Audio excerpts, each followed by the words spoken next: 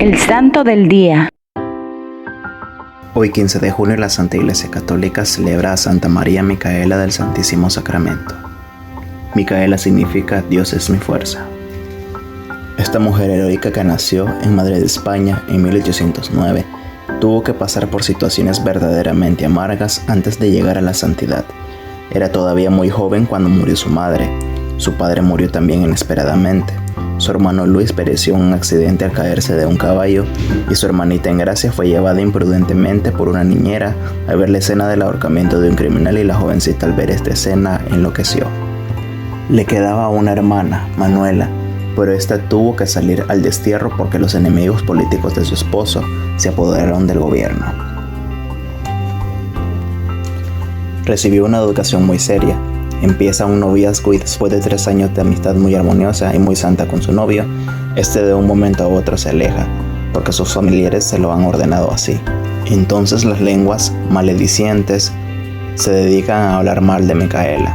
Ella en su autobiografía añade: en vez de hablar de eso con mis amistades, lo que hacía era llevar cuenta de los rezos que hacíamos y ver quién había rezado más.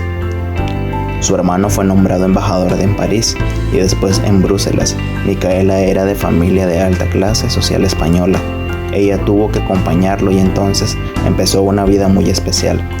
Madrugar muchísimo para alcanzar a hacer sus prácticas de piedad, ir a la Santa Misa, comulgar y aprovechar la mañana para hacer sus obras de caridad. De mediodía en adelante asistir a banquetes diplomáticos, bailes, funciones de teatro, salir de paseo a caballo rodeada de gente de la aristocracia y mostrarse siempre alegre y sonriente a pesar de los dolores continuos de estómago a causa de una especie de cáncer que parecía devorarle el vientre. Ante tantísimos peligros para su virtud, lo que conservaba en gracia de Dios a la joven y elegante Micaela era su comunión diaria, las mortificaciones que hacía y el haber encontrado un santo director espiritual, el padre Caraza. Una de sus mortificaciones consistía en que cuando iba a funciones de teatro donde la gente se presentaba muy deshonesta vestida, ella se colocaba unos anteojos que por más que esforzara la vista no le dejaban ver lo que pasaba en el escenario. Mientras por las tardes y noches tenía que estar en las labores mundanas de la diplomacia, por las mañanas estaba visitando a pobres, enfermos e iglesias muy necesitadas y dejando en todas partes copiosas limosnas. Su familia era muy adinerada. Nadie podía imaginar al verla tan elegante en las fiestas sociales que esa mañana la había pasado visitando casuchas y ayudando a gentes abandonadas. Al volver a España la invitaron en Burdeos a una reunión en la casa del cónsul. Allí la esperaba el señor arzobispo para pedirle que hiciera de mediadora frente a unas monjitas que, engañadas por un jansenista, los jansenistas son herejes que dicen que quien no es santo no puede recibir ningún sacramento, se habían rebelado contra el obispo. Micaela, aprovechando su admirable simpatía que le hacía ganarse a las gentes, se fue al convento y obtuvo que las religiosas hicieran unos días de ejercicios espirituales, y al final de esos retiros, las monjitas, presididas por nuestra santa, hicieron la paz con el señor arzobispo. El padre Caraza le recomendó que al volver a Madrid se entrevistara con una dama muy santa llamada María Ignacia Rico. Así lo hizo y entonces aquella caritativa mujer la llevó al hospital San Juan de Dios, donde estaban las mujeres de mala vida que caían enfermas. La santa afirma que allí sufren el olfato, la vista, el tacto, los oídos y que todos los sentimientos tienen ahí ocasión para padecer. Micaela ni siquiera sabía que existía esa clase de mujeres y nunca se había imaginado que los hombres dieran un trato tan injusto y cruel a esas pobres criaturas después de haberlas corrompido. Aquel espectáculo del hospital fue para Micaela como una revelación del cielo, y cuando supo no solo la situación horrorosa de esas pobres muchachas enfermas en el hospital, sino la espantosa vida que les esperaba cuando salieran de ahí, pensó que era absolutamente necesario hacer algo concreto para ayudarlas.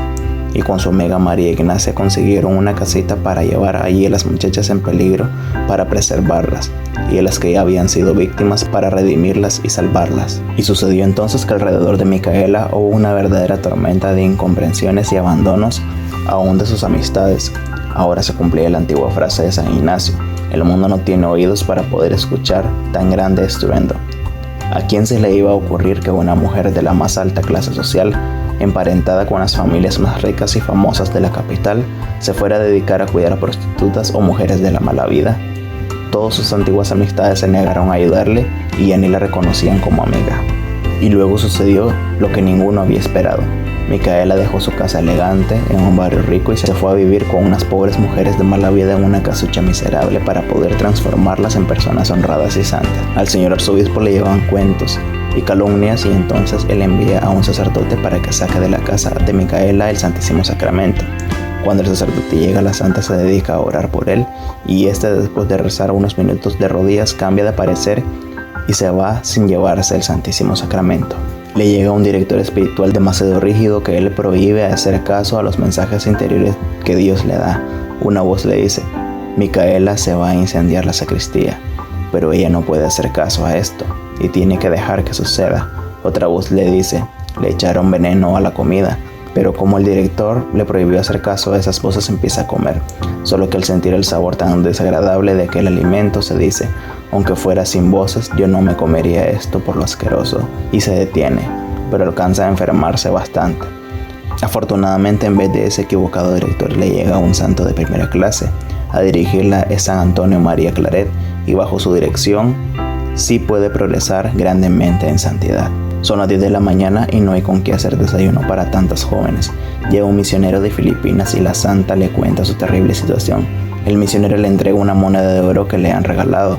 Corren a comprar alimentos y las muchachas exclaman: la superiora nos estaba haciendo una broma diciendo que no había comida. Miren qué abundante comida nos tenía por ahí guardada.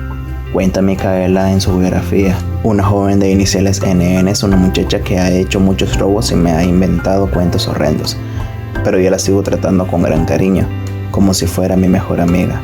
Más adelante añade: las gentes me viven inventando mil cosas malas que nunca he hecho y ni siquiera he pensado, pero bendito sea Dios que de lo malo que sí he hecho no saben nada. Un día va a una casa de citas a rescatar a una muchacha a la cual tiene ella obligada. Le lanzan piedras, le dicen todas las vulgaridades que nunca había escuchado, pero ella sigue sonriendo como si estuviera recibiendo honores. Sale por entre esa multitud infernal llevándose a la muchacha y salvándola para siempre. La reina de España, que le aprecia mucho, la invita al palacio para pedirle unos consejos. Entonces Micaela, que en otros tiempos era una de las mujeres más elegantemente vestidas de la capital, se va allá con vestidos viejos y desteñidos. Las damas de la corte se burlan de ella y ni siquiera le contestan el saludo, pero ella sale de aquel palacio muy contenta porque pudo practicar la virtud de la humildad. Una mujer mala le inventa tremendas calumnias. El obispo llama a nuestra santa y le lanza el regaño más espantoso. El padre director espiritual Caraza le niega hasta el saludo. Micaela no se defiende. Ella recuerda lo que decía San Francisco de Sales: Dios sabe que tanta cantidad de buena fama necesito, y Él me concederá lo suficiente buena fama para que pueda seguir trabajando por las almas. Después saben que todo lo que habían dicho eran calumnias y le piden excusas. Ella mientras tanto no había perdido la alegría ni la paz. El 6 de enero de 1859, con 7 compañeras, funda la comunidad de hermanas adoratrices del Santísimo Sacramento, dedicadas a adorar a Cristo Jesús en la Eucaristía y a trabajar por preservar a las muchachas en peligro y a redimir a las pobres que ya cayeron en los vicios y en la impureza. Su comunidad se extendió por Barcelona, Valencia y Burgos, y ahora tiene 1.750 religiosas en el mundo en 178 casas. Ella, escribiendo a sus religiosas, les decía: difícil encontrar otra fundadora de comunidad que haya sido más acusada, más calumniada y más regañada que yo. Mis acciones las juzgan de la peor manera posible. Pero también podía repetir las palabras de San Pablo: poco me interesa lo que las gentes están diciendo de mí, mi juez es Dios. En sus casas mandaba colocar esa bella frase, un mensaje de Dios a sus religiosas para que no se desanimaran en la pobreza y en las dificultades. Mi providencia y tu fe mantendrán la casa en pie. La madre Micaela había estado socorriendo a los enfermos en la peste de tifo negro en los años 1834, 1855 y 1856, y había logrado no contagiarse, pero en el año 1856, al saber que en Valencia había estallado la terrible peste del tifo, se fue allí a socorrer a los apestados y se contagió de la mortal enfermedad. Al padre confesor le dijo: Padre, esta es mi última enfermedad, y en verdad que fue la última y la más dolorosa. Calambres casi continuos, dolores agudísimos. El médico declaró: nunca había visto a una persona sufrir tanto y con tan grande paciencia y heroísmo. El 24 de agosto de 1856 a las 12 abrió los ojos y los elevó hacia el cielo y murió. La enterraron sin ninguna solemnidad en una fosa ordinaria en el cementerio, pero Dios la glorificó haciendo milagros por su intercesión, y hoy sus religiosas siguen salvando del pecado y de la perdición a miles de jóvenes en todo el mundo.